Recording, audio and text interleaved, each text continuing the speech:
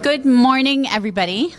I have the honor of introducing two incredible Orthodox women. I'm not even going to tell you the story of how we became connected, but I really feel like God put me in this room to introduce you both. So you guys are in for a treat because Cynthia Damaskos is a functional nutrition and lifestyle coach whose aim in life is to get her fellow Christians healthy and living the lives God created them to live. She's the author of Holistic Christian Women and the podcaster and blogger at Holistic Christian Life.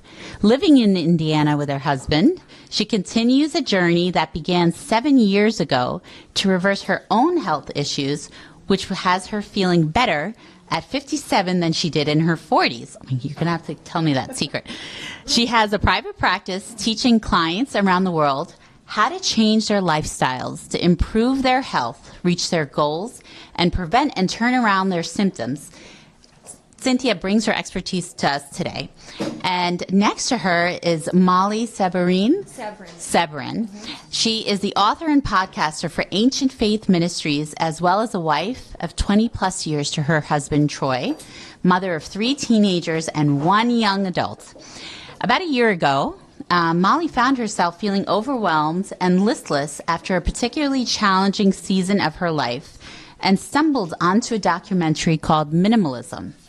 This film chronicled the choices of individuals who walked away from excess and compulsive consumption and embraced simplicity and intentionality as a way of life. The freedom of peace they discovered in the process was so inspiring, she began her own journey towards simplicity.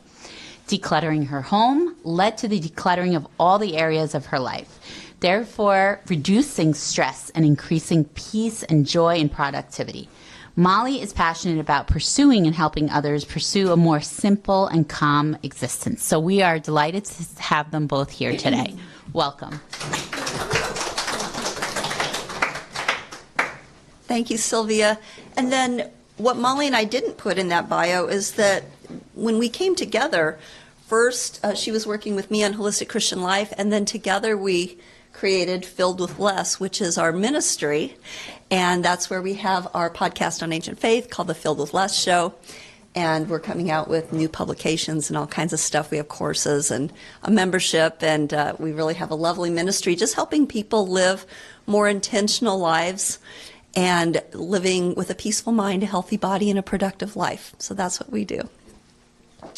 So today we are going to talk about bringing the liturgy into your life. And first, Molly's going to give us a scenario of what it could and couldn't look like.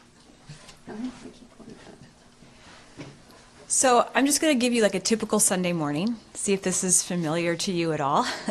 But maybe you're running a little bit late. Maybe there's been a few squabbles in the morning about who's taking too long in the bathroom. Somebody's can't find something to wear. But eventually you make it to the commute to church. And as you're driving, your mind is humming with activity. So you have a big presentation at work tomorrow. You're not quite prepared for it, so you're just kind of rehearsing that in your mind. You also know, you looked and you're like, okay, there's 0 groceries here. I've got to do some meal planning. I got to stop at the store. And that kind of opens a Pandora's box of all the other things at home that you have not done. The laundry is out of control. There's some house projects. And you start thinking that same thing. I am so behind. I'm so behind. I'm so behind. On top of that, there's some tensions with somebody at work. You know tomorrow's going to have to be a difficult conversation. Your stomach's kind of hurting because you hate confrontation. And then there's these worries just hovering around your mind. You're like, why is my teenager so distant, sullen?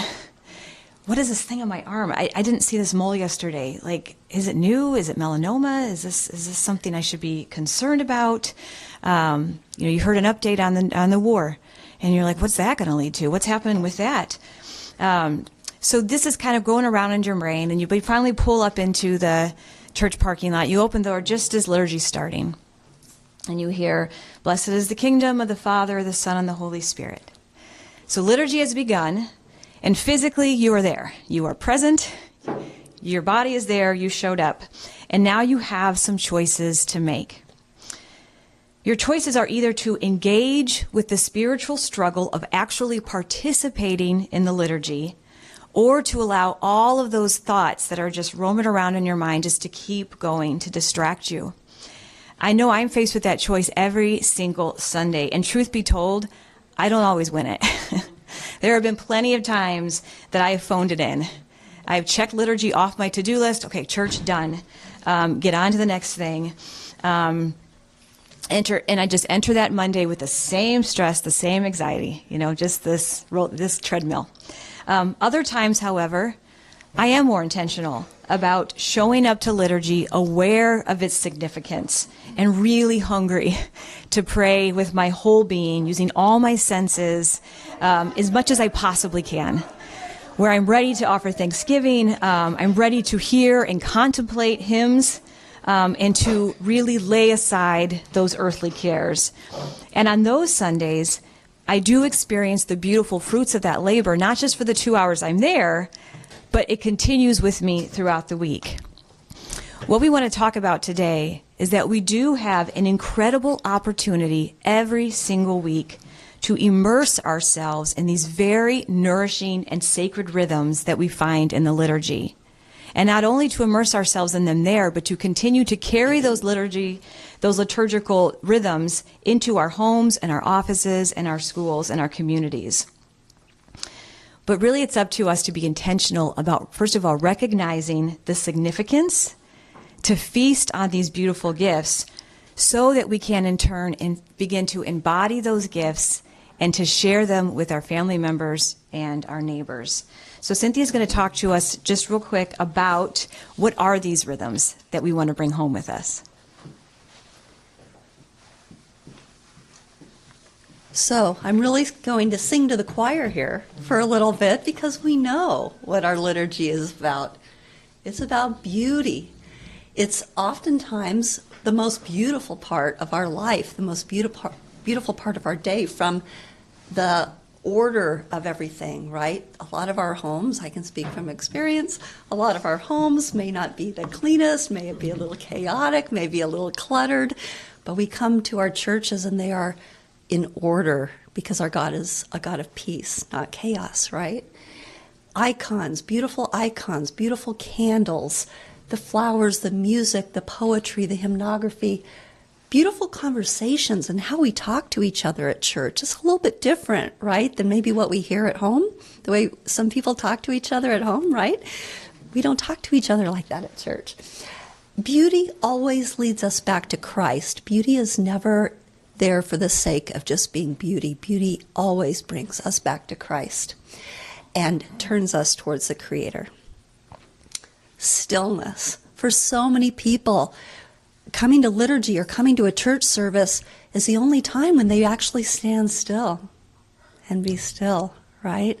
So powerful. And it's stillness of the body, but it's also a stillness of the mind that we're trying to cultivate. We're going to talk about that a little later on, about how to cultivate that muscle that can help you create stillness in your mind, how to pull your mind back when it wanders from worship. It's so important. I love this quote by Father John Breck. But as we speak out of that stillness, we also listen. We listen for ineffable words of love and compassion, of healing and life. These are words God addresses to each of us without exception, and he does so in the silence of the heart. There he makes known the infinite depths of his love for us, his passionate concern to lead us from brokenness to wholeness and from death to life. This doesn't just have to happen during church when we're still. We can build this into our days and into our weeks and our lives, which is what we're going to talk about. Gratitude. Of course, the liturgy is centered around the Eucharist, and the definition of Eucharist is thanksgiving. It's gratitude from the moment we get there to the time we leave. We're in thanksgiving. Father Thomas Hopko says the spiritual person is one who is grateful for everything. He is the one who receives everything with thanksgiving and who knows that he has nothing except what he has received from God. The benefits of gratitude, the science behind gratitude is like 100-fold, how it can change our lives. And again, we'll be talking about that later when we talk about bringing this home into our lives and out of the church. And then structure. Structure's so important. For many of you who know as children, routine, structure, it helps builds a child's self-confidence, gives them comfort. Well, as adults, we haven't grown out of that. As adults, our brains and our bodies still thrive on routines and rhythms, and we get that in the church. We get that during liturgy. I love that I can go to an Orthodox church, any jurisdiction, and I fit in. I know what to expect. I can go anywhere in the world to an Orthodox church, and I feel like I know what's going to happen, and there's this comfort there, like I belong, right? You walk in and you belong. It's not reinvented every week. It's a stabilizing force. So, but what about Monday through Saturday? Are we bringing that into our lives? And we can do it, and we're going to talk about that. So beauty, stillness, structure, and gratitude is what Molly and I are calling the sacred rhythms. It's something that's a continuum. It happens during liturgy, it happens during our services, but it can also happen during our life, both in preparation for the liturgy, but then also as a continuation into our lives. And I love what Bishop Kallistos Ware of blessed memory says. The divine liturgy is not an end, but a beginning.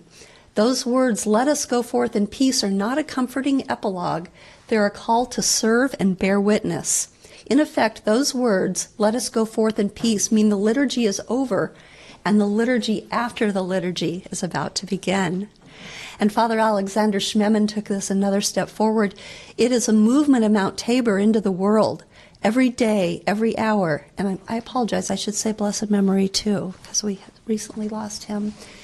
Every day, every hour is of importance. Each day is a step in this movement, a moment of a decision and witness, a time of ultimate meaning. So Molly is going to bring that home to you.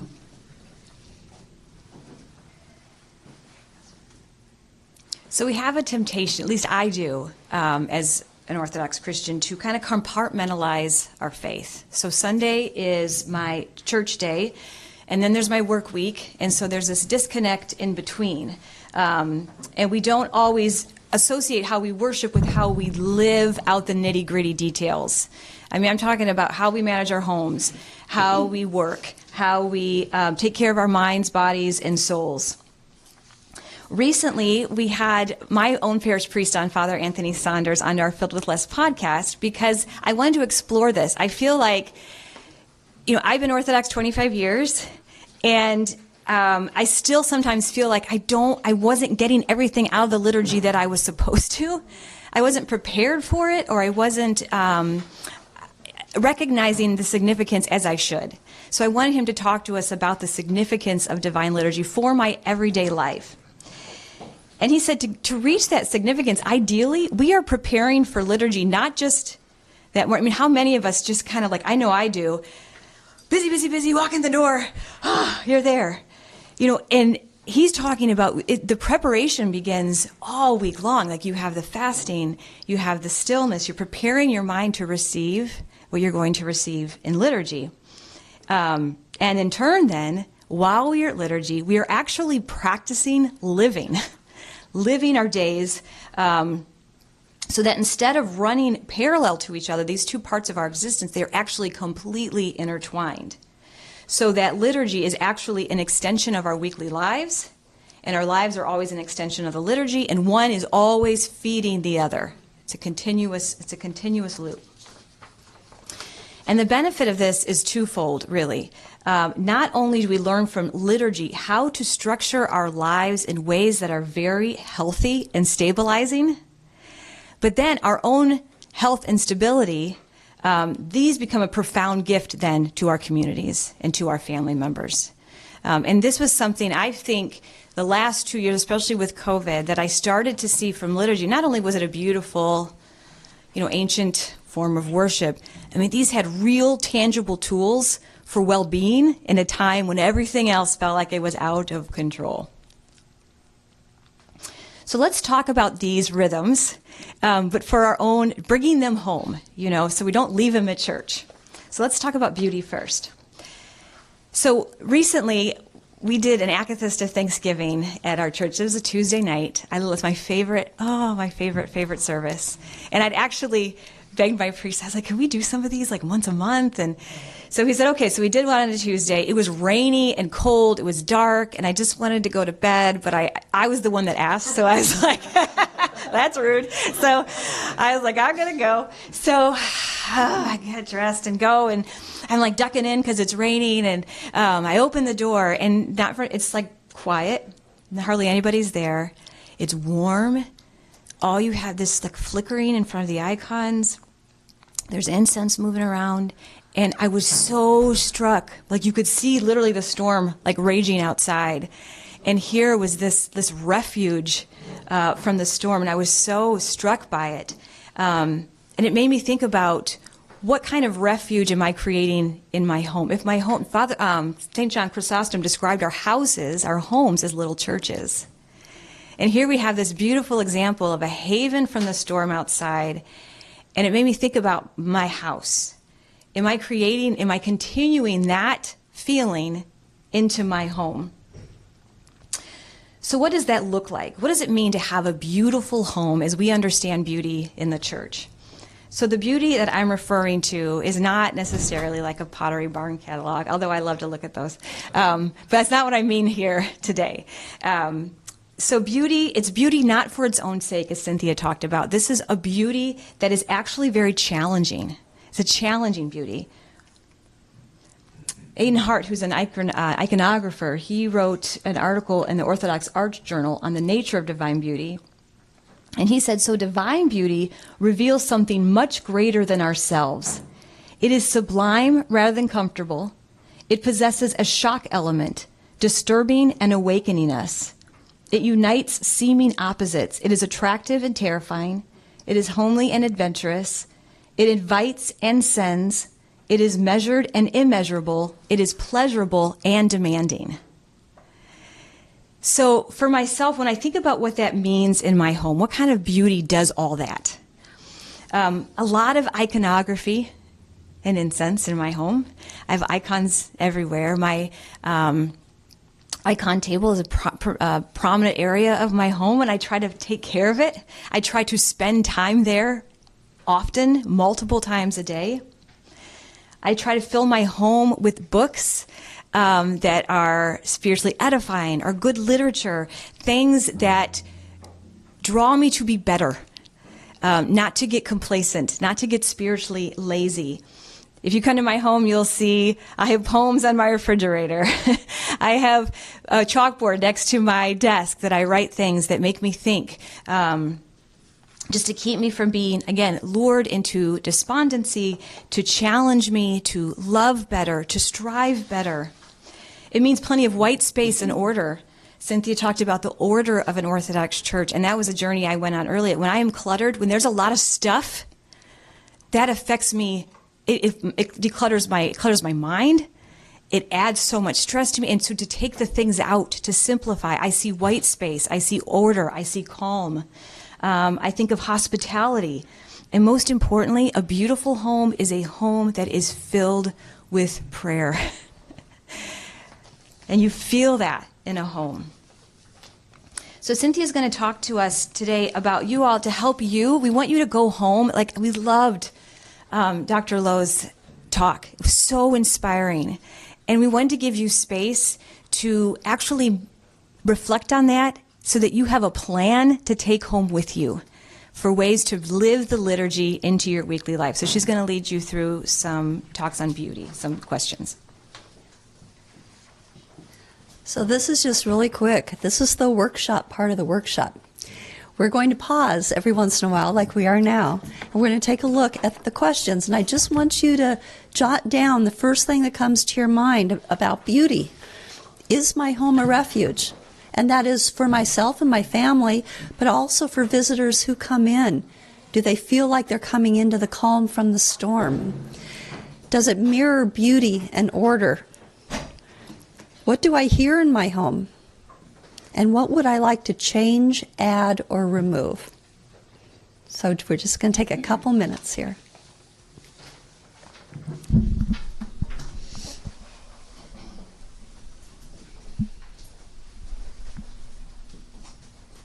Okay, I think now we're going to go ahead and move on to stillness. And don't worry, at the end, God willing, we'll have a little more time to pull this all together even.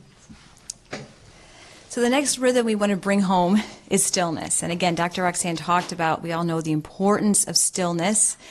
But I think what I didn't realize is that stillness, peace, all of these things aren't just a given because I show up at church, I have a cross around my neck. These are things we have to run the race with perseverance. We have to pursue peace and almost work that muscle. And train ourselves to be more still. And liturgy is actually a training ground for growing in that kind of peace and stillness. So for any of us who've shown up with our head full of noise, you know the Herculean efforts it takes to lay them aside. I mean, sometimes it's almost physically painful to pull them back again. And it's a struggle all the way through. And, you know, sometimes I could do it for maybe 5 minutes, maybe 4 minutes here. But as I'm doing that, I'm actually building muscle of stillness that I'm going to need during the week to continue that struggle at home. We have this beautiful tradition within Orthodoxy of hesychism, this interior silence, the state of continual prayer, which is such a treasure for those who are anxious and weary. And through like with liturgy, through the prayers and the structure, we're always being guided back to that stillness. When we can't do it ourselves, it's like the church is gently leading us, and you have certain hymns that call us back to it again. Anthony Bloom has a beautiful quote on silence in his book, Meditations on a Theme. And he said, "The real silence that towards which we must aim as a starting point is a complete repose of mind and heart and will. The complete silence of all there is in us, including our body, so that we may be completely aware of the word we are receiving, completely alert and yet in complete repose. The silence I'm speaking of is the silence of the sentry on duty at a critical moment, alert and immobile, poised and yet alive to every sound, every movement. This living silence is what discipleship requires first of all, and this is not achieved without effort. It requires from us a training of our attention, a training of our mind and our emotions so they are kept in check completely and perfectly." So you may have noticed, and this is something we talk about a lot, anytime you want to do something that's ultimately profitable for your soul, for your body, for your wellness, there's going to be resistance. You want to work out, suddenly there's everything else in the world you've ever wanted to do. You know, you're like, I did want to clean out my fridge. I did want to do that instead. Anything else, when you see it at prayer, you see, like I was talking about, like with the Akathist of Thanksgiving, the minute it's like, oh, you know, and so we're always overcoming.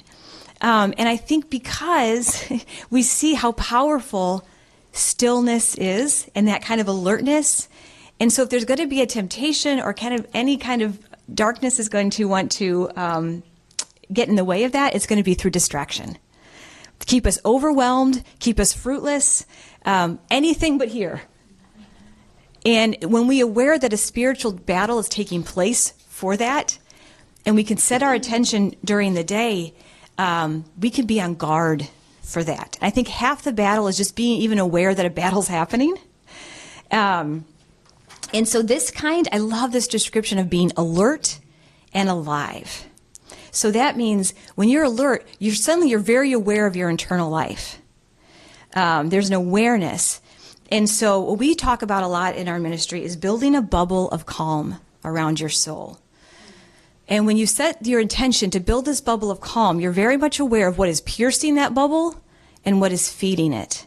So you begin to be attentive. You listen to your inner life. As you're watching something, is something starting to churn? Is it fear? Or maybe you're having a conversation. Is there judgment? Is something starting to simmer in there? It could be a dialogue of a thought. Maybe there's a thought pattern that came in and you're really talking it through and you're getting mad. You're remembering all over again what they did.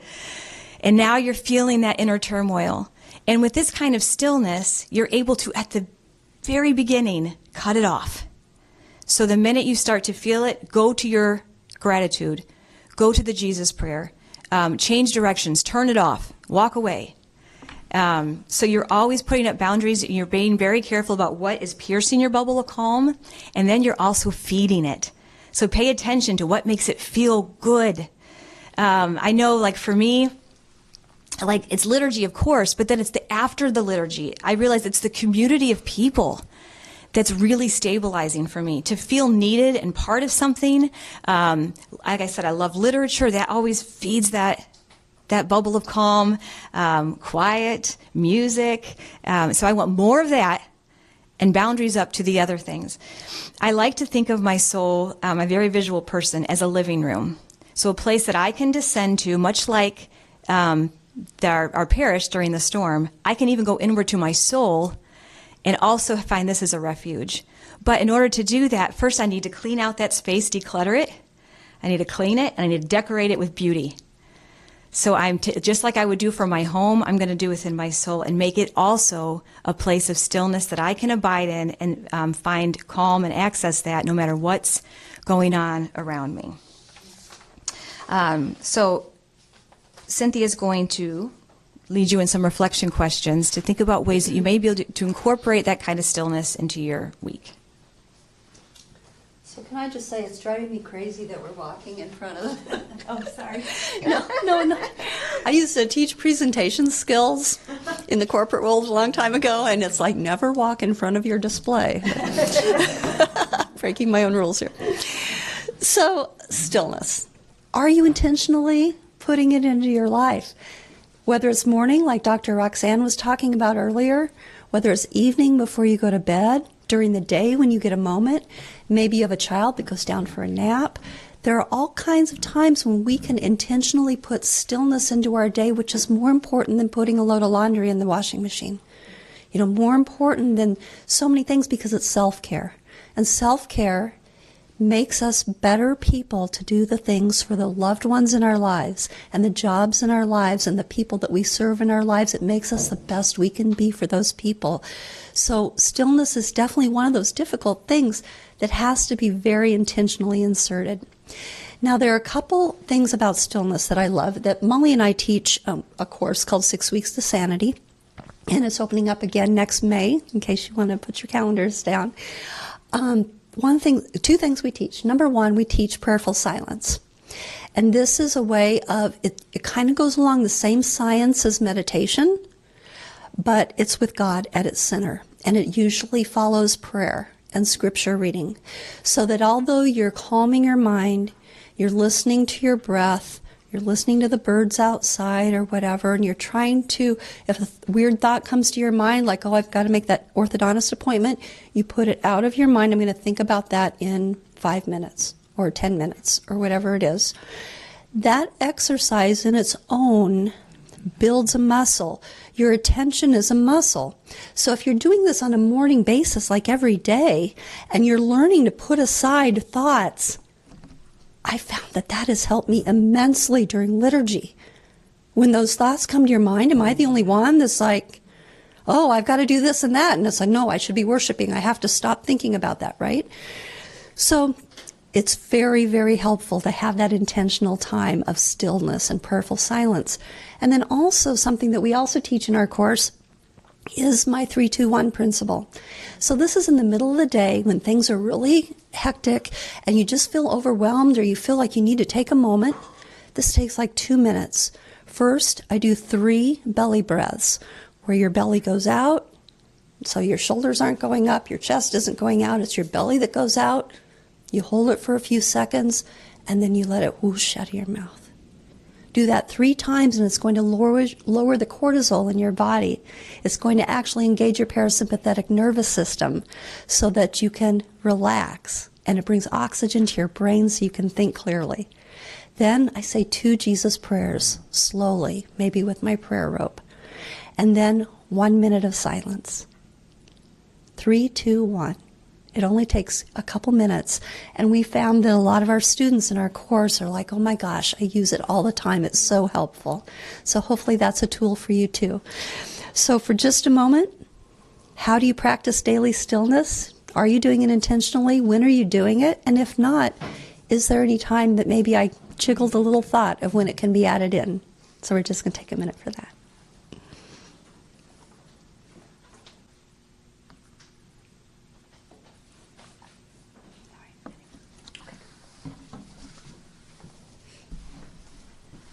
Okay, so the third rhythm I'm going to talk about is gratitude. I love this one. So not long ago, I challenged myself to set my intention to pause before complaining. Just curious. So I got up and said, today I'm going to try to listen to how many times I might naturally complain, and then I'm either going to pause and say nothing or replace it with something positive. And I was shocked by how much I complain. Just about random things. Like I have a friend that I walk with every morning, and I'll meet her with like, oh, can you believe this weather? Or like, or the first thing we talk about in the morning is what hurts. Like, who slept horribly? Whose toe has arthritis? And or about gas prices, or aches and pains. All the construction. There's construction in Chesterton. I'm like, we're a tiny town. We're like, it's almost like rush hour. And I was like really surprised, because I don't think of myself as like a negative person, but I realized that kind of my default is to fixate first on what's not working, what could go wrong, what could be better. And I started to see like, okay, so this kind of grumbling, complaining, even though it seems kind of innocuous, really becomes a lens through which I view people and all my circumstances. And I wanted to do something about that.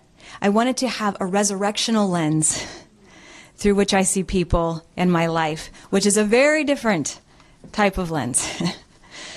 So, on gratitude, St. John Chrysostom said, "Let us give thanks to God continually, for it is outrageous that when we enjoy his benefaction to us indeed every single day, we do not acknowledge the favor with so much as a word.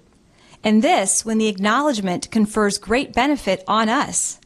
He does not need anything of ours, but we stand in need of all things from him. In point of fact, thanksgiving adds nothing to him, but it brings us closer to him. For if, when we recall the benefactions of men, we are the more warmed by affection for them, much more when we continually bring to mind the benefits of the Master towards us, shall we be more earnest with regard to his commandments."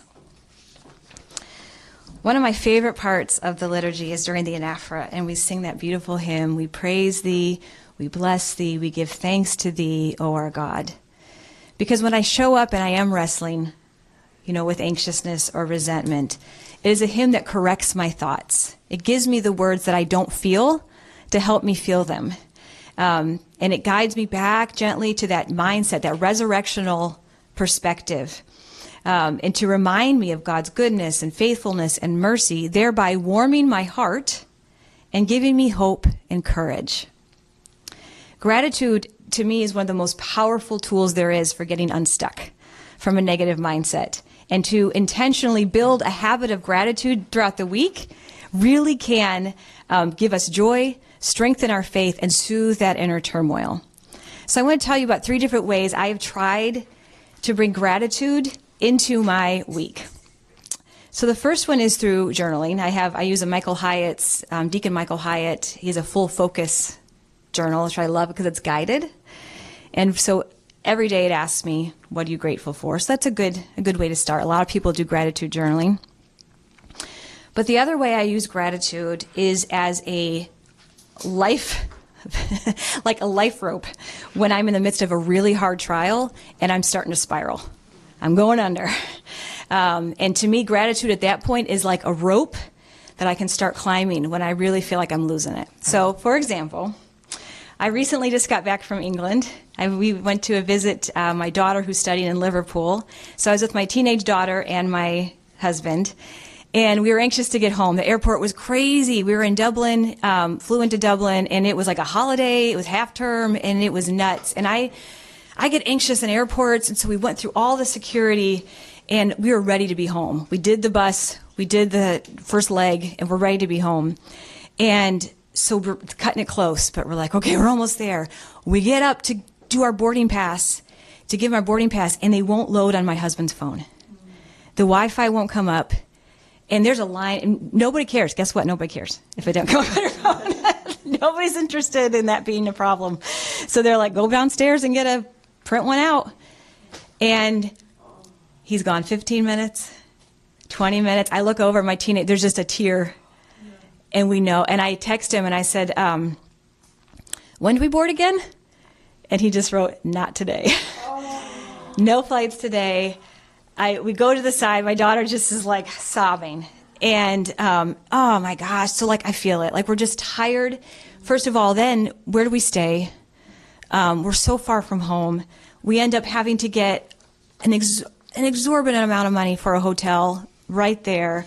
So we're sitting in silence. None of us can look at each other, talk to each other. My husband feels horrible. He feels awful. And I feel like I'm just so frustrated. We were so close. And we don't have the money for this, quite frankly. We didn't budget. This is not part of our budget, this extra. And so I'm like, okay, gratitude. Somebody needs to be calm here. And I felt again like it was a rope, so I start climbing. Thank you for an amazing trip. Oh, we had a great time in England. It was beautiful. Thank you that up until this point, everything has gone really smoothly. Just climb a little bit more. Thank you that we are healthy right now. Nobody's sick. We are together. We are safe right now. We are safe. All is well right now. Thank you that even though we didn't budget for this, we can get a hotel room. We can do that. And the more I use that gratitude is like a life rope, the calmer I felt. And I could be the cheerleader. And I was like, well, this is what is. We're going to Dublin and we're going to drink a Guinness. This is what's happening. And we did, you know.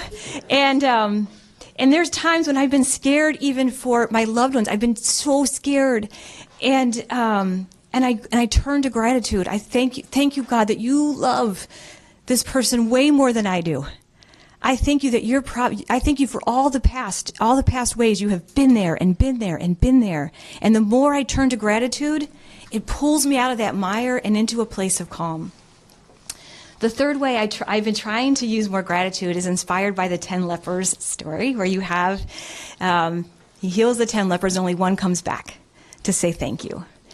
And yeah, and I think about how many times in my life where you're so nervous, right? You're like, maybe it's a phone call that you're dreading, and you do it and you get to the other side of it. And what's the first thing you do? At least what I do. I think about the next thing that's freaking me out.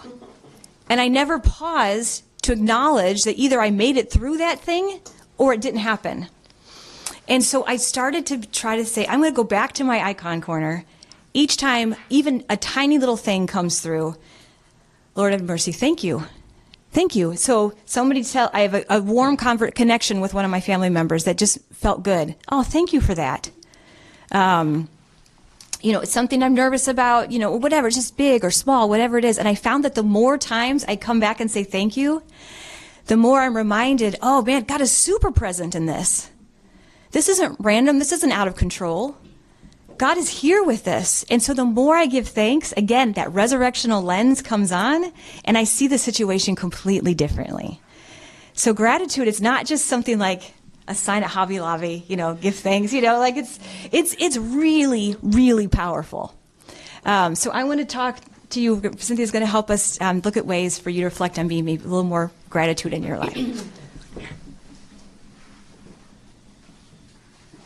So being a functional health coach, I always like to bring in the physical part of gratitude. Science has shown us, so much, so many benefits to being grateful from our physical health. It lowers our cortisol levels, which lowers the inflammation in our bodies. We now know that inflammation is one of the root causes of disease. So just by being grateful, we can reduce our disease profile. Better relationships in our life. We have more patience, and we can live in the present moment easier. We're more productive at home and in our jobs. We have a calmness about us that creates a better digestion process. We are one of the most overfed, undernourished countries in the world.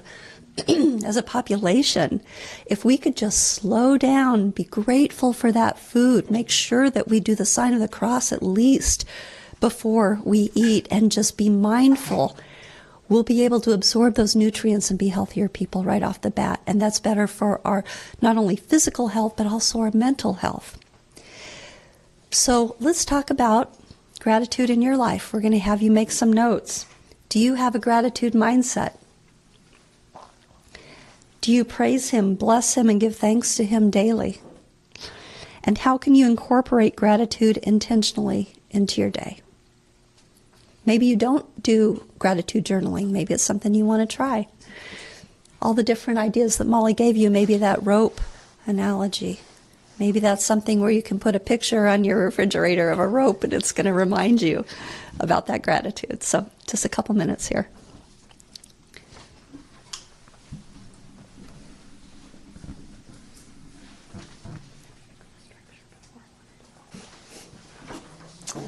Okay, and the last rhythm we want to talk about is structure. So as Cynthia mentioned, that's an element of liturgy that is pretty profound, I think, to me as well, is this. It's very stabilizing in an ever-changing world, that no matter how the world changes, the liturgy stays the same. So we have found, just from our members and conversations we've had, that decision fatigue is a real issue.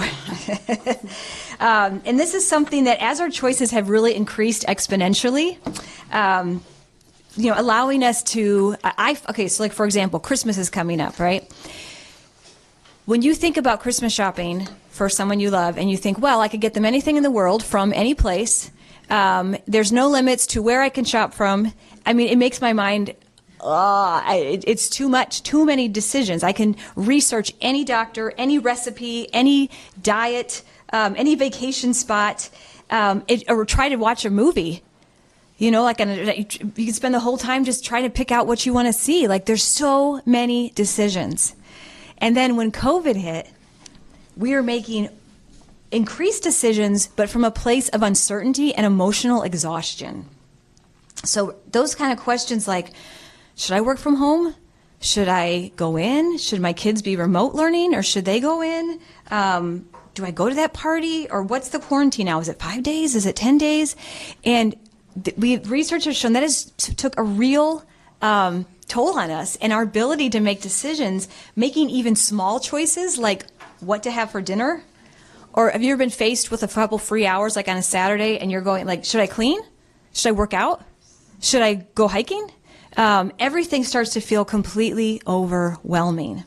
So relieving that fatigue by intentionally simplifying our lives and our schedules really is essential for our well-being.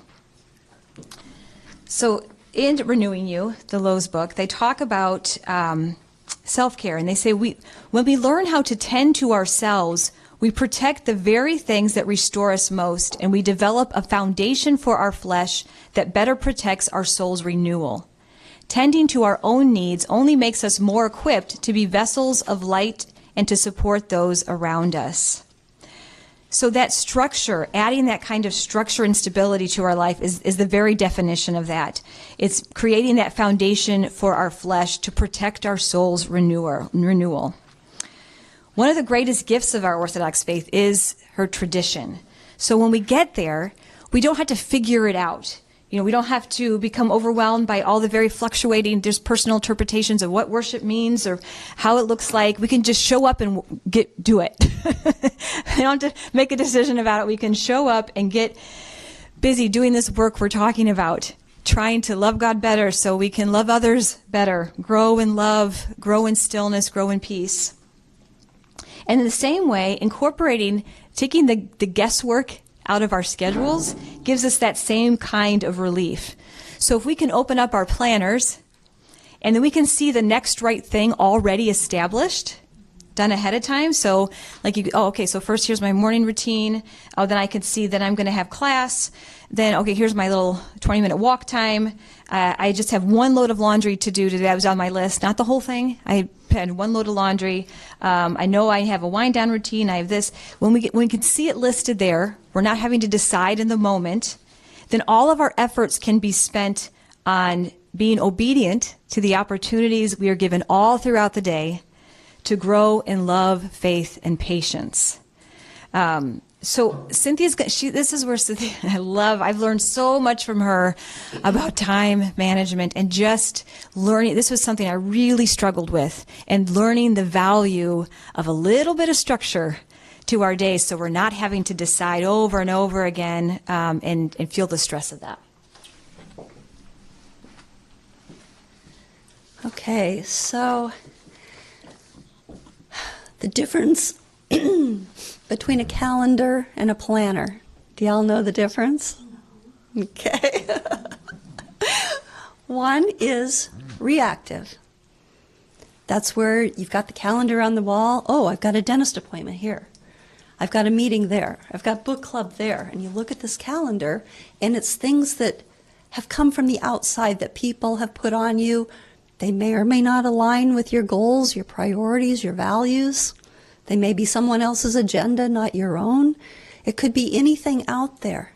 A planner, on the other hand, is proactive. It's where you actually design your life. You create your life.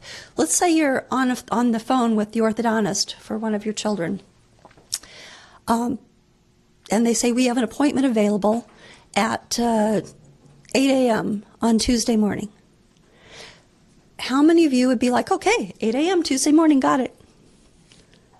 How many of you would look at your planner and say, 8 a.m. Tuesday morning, am I free? Okay, how many of you, let's say, okay, you're going to be working at 8 a.m. Tuesday morning, so that's a hard no.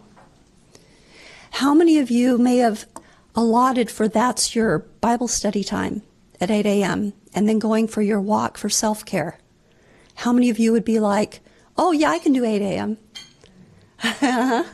You push yourself aside, you push that self-care aside, and then pretty soon, if you don't take charge of your calendar, someone else will. Okay, we have to protect our time. We have to be intentional about it. We have to know the negotiables and the non-negotiables in our lives. So I had Sylvia pass out this time management form.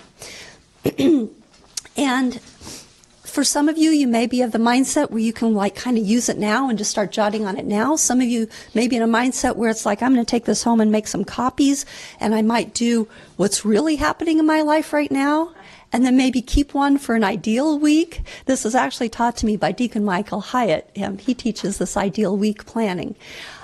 It took me a year and a half of doing this exercise before one day it totally clicked in. And I realized I had more control of my life than I thought I did. So right off the bat, it seems like there's a lot of things out of your control, but I promise you, if you keep this in the back of your mind and you keep at it, you're going to find white space. You're going to figure out where you can have 30 minutes to do that morning walk, or 15 minutes to do the next task to reach a big goal that you've been wanting to reach, or time to spend with your family that you didn't think you had. So what gets scheduled gets done is my favorite Deacon Michael Hyatt quote. And our God is not a God of confusion, but peace. I said that earlier from 1 Corinthians. So look at your schedules. Do you need to simplify, and where can you simplify? Where can you create that white space, that room to breathe, think, and be still? Where can you let go of excess? And it's so funny, we keep quoting Dr. Roxanne in our presentation. Our purpose in life isn't to do a lot of things, it's to do a few things and do them well. So one of the things I'd like you to do, if you're in the mindset to do it, is to take a look at this and first write in the non-negotiables. Okay, so what should be non-negotiable? A lot of people, their first non-negotiable would be work. I work from 9 to 5, block that out. But I want you to think of it a little bit different. I want you to think about bookending your days. Don't think about the bulk, the middle of the day. Think about the non-negotiable bookends. That starts with sleep. If you're not sleeping, you are going to be physically ill, you're going to be emotionally ill, and you're going to have some mental struggles. Because it's while we're sleeping, and specifically if we get to bed early enough to where we are sleeping and we're in a deep REM sleep around 11 o'clock at night, 12 o'clock, that's when your glymphatic system kicks in. Do y'all know about the glymphatic system? It was only discovered about 10 years ago. I guess nods of the heads. The glymphatic system is the time where your brain clears out all the debris from the day, because we have brain cells that are dying all day long. That's when the debris gets cleared out. That's when memories are created. That's when our ability to focus is honed.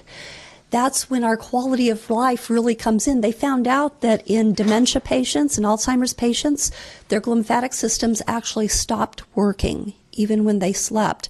And here we are all, I'm assuming no one in this room has dementia or Alzheimer's, and yet many of us are inflicting this on ourselves because we're not sleeping.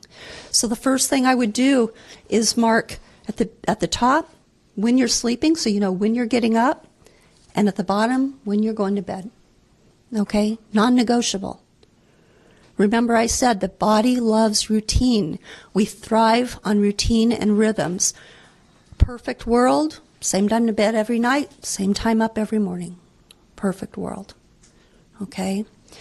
The next thing I would do is back up from that. So after you know what time you're getting up, that morning routine, that daily rhythm of the prayer, the scripture reading, the devotional, maybe a little journaling, maybe, depending on your life, might include the walk at that time. Morning walks are phenomenal.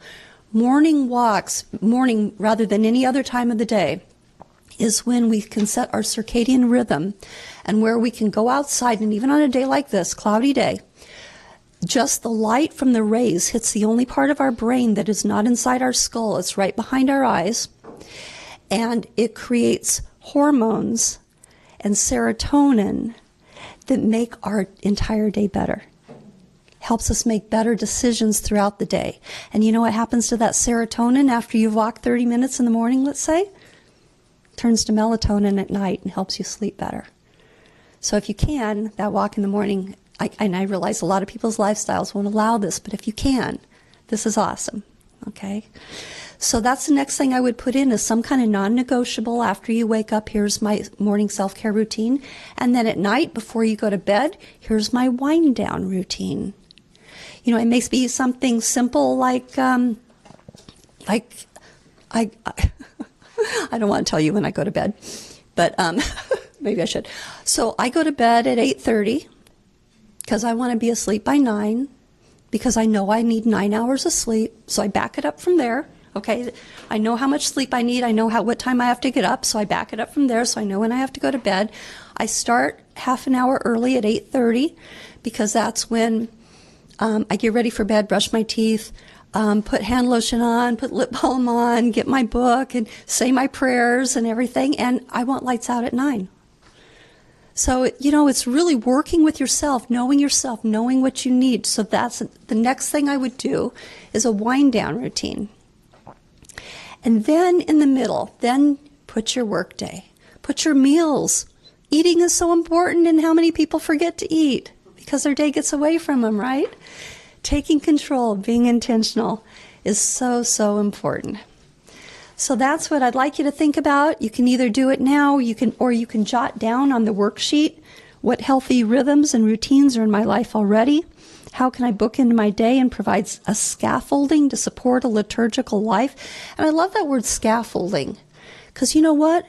When the world goes nuts and a pandemic hits and everything else that's going on and can go on, if you have that scaffolding, you have something to cling to. All right? So we all want that scaffolding in our day, and we want that scaffolding to become a habit. And do I have boundaries in place around my negotiables and non-negotiables? This is going to help you know when to say no. Okay, I know many of us are people pleasers, and we don't want anyone to think bad of us, and we don't want to let anybody down. And yes is the first thing that comes out of our mouth. So we don't have time today, but Molly and I, that's what I just said. Molly and I do retreats We travel around the country. We love to do this, visit churches. We go much more into depth on this. Plus, I talk a lot more about physical health and medicine and nutrition and that kind of thing during our day-long retreats. We would love to come to your parishes and visit you. And we're giving an OCAMPR special on what we normally charge for retreats. So if you're interested, contact me. But it was lovely to be with you guys today, and the time just flew by quickly. I didn't realize that we've actually gone over, and you probably want to take a break before the next thing. So any last-minute questions that you might have? If you have any questions, please, I will try to meet you as much as I can. Thanks, Elijah. We have a question.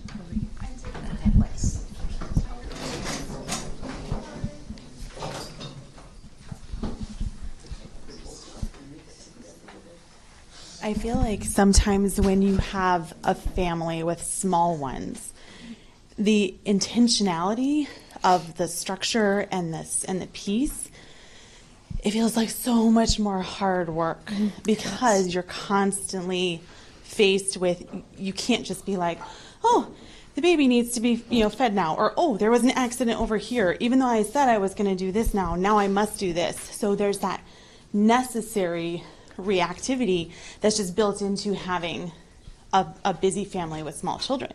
And so I think the hard part for many moms is holding on to and not feeling like it's so effortful every day to make that structure. Right. You are in a tough season of life right now, for sure. And there are going to be different seasons and times when you can implement more of this and less of this. But I turn this over to the woman who has 4 children. I think the beautiful thing of it, what we always want to do, I always feel like, is give me a formula. This is how this person's doing it. How are they? I'm going to do it like that. But this is why the morning, if nothing else, what's so beautiful about a morning routine is that you are attaching to discernment, to the Holy Spirit, who will help you find, because really, the ironic thing is, the structure of your morning routine is what's going to help you be more flexible to let go of expectations throughout the day. Because there's going to be, especially with parenthood, there's a time when it's very important to learn to let go, to be really flexible, to pivot. And so your self-care, so maybe your routine will be very, I think that morning, the bookend is really, really important so that you can stay peaceful through that. You can understand that so many things are being burned out of you. Like when you are in that period of time, I always, talk about like if a child spills milk the first time, you're like, what? The 30th time you wipe it up and you don't think about it. And that's kind of what motherhood does. It's like in terms of dispassion and like calm and then there's a season of time when they grow up and you don't know what to do with yourself. And who am I? And then that's when these kind of structure, now you can do structure in a different way that you couldn't do before. So each season, so it's really recognizing what season you're in, not comparing it to anybody else's season, and using that morning time to gain the discernment, help me find balance. I really feel like the thing about faith and orthodoxy, all these things, is health, stability, wholeness. Yeah. Can I just say something that I think carries through any of the seasons if you have a child? Yeah. That you have never been the parent of that child at that point in time any other time. Right. And that's amazingly free. It's amazingly authentic. Yeah. And I think it puts us squarely where we are in the Orthodox faith. Right. Because we are the steward. And we lose, Western society wants to make us think we control, and if you put this in, you'll produce this as an outcome. And that's not. And all these wonderful quotes and things that is appropriate. But, and you say it to the kid. I mean, I'll be saying that to my kid his whole life. Because then what that opens up is the ability to say, and we'll figure it out, and we'll go forward. Because that's also what all these quotes are telling us, and what our faith is telling us. Yeah, there's a real humility to almost starting each day with, I don't really know what I'm doing. You know, and but the child also wants to know that there are, and whatever age, whatever person, that there is a structure, there is a boundary, and we have a place to go, and we are not left alone here. We may feel like we're not even on that rope to grab onto and claw up, but you only start by recognizing where you are. And you taught that child that. So. And you're touching on something that I love here too, is that we are also the examples for our children. At some point they're going to see that mom or dad has their quiet time in the morning, and that's when they read their scripture, and that's when they say their prayers, and that's a non-negotiable in their life, and I'm not allowed to come knocking on their door or whatever. I mean, obviously when they get to a certain age, I'm not allowed to come knocking on their door until whatever time, right? Or mom or dad are going to bed at a certain time, and we're not going to stay up and watch movies all night and watch Netflix or whatever together. So you're an example to your children, such a good example, when you're living intentionally with a structured day and doing all these things. Yeah. They have to be to a certain, age first. I've had people in our course say, Cynthia, I use your 3-2-1. I tell my 5-year-old that they can't come into the bathroom for whatever, and I go in the bathroom, close the door or closet or whatever. I do the 3-2-1, and then I come out and I'm fine. and the child gets used to it, right? Okay, mom's in the bathroom. I don't know why, but or the closet or whatever. I'm just mindful of the time, so I think if any of you would like to head out to lunch, and if you don't mind taking maybe one or two more questions. I know I have a question, and I can ask it after. I have many questions, but I won't ask them. I just want to say thank you. I feel mothered. Oh, thank you. Oh, thank you. Yes. Thank you. I do have one question. This is probably going down the rabbit hole, but I've been married for 20 years, and so into your first category, beauty. Mm-hmm. I'm a thrower. He's a keeper. Mm-hmm. Yeah. I'm pretty sure a lot of that happens in our household. Mm-hmm. So the clutter definitely makes me very anxious, right, and I influence the entire house. How do we reconcile this? Because I have to close his study, right, not to look so at we it. don't battle at home. So with intentional living, you're learning to release what you can't control and focusing on what you can. Okay, so what areas of the house are yours only? So my car, my nightstand, my closet, my workspace. I'm not trying to change someone else. I'm not trying to convince anyone of anything that causes stress. All I'm controlling is what is mine. So my bedroom will be an oasis. Your bedrooms, I'm shutting that door. Because I can't. And I remember when I went through the decluttering process, I wasn't going to tell everybody, okay, everybody, gather up. We're doing this, because I didn't know how well I was going to do it myself, quite frankly. So, I think there's so many times we think we can't change because our change is dependent on somebody else. Always start with yourself. Just change what you can. And I promise you, I waited. When I did my decluttering, I did my own room until my daughter came to me and said, hey, could you help me with my room? And then, it's like sometimes we get so excited about a new change and we want everybody on board, and the best thing to do is just quietly live it. It's living by example again, but I know that doesn't always work with husbands. No. Right. And you'll just drive yourself crazy, So you want less stress, you want less tension. And so what is the areas I love when if my bedroom's clean, if my office is clean, I feel really good. In my closet, I love when my closet's clean. Those are things that can be a lift, even if no one else is on board. Thank you very much.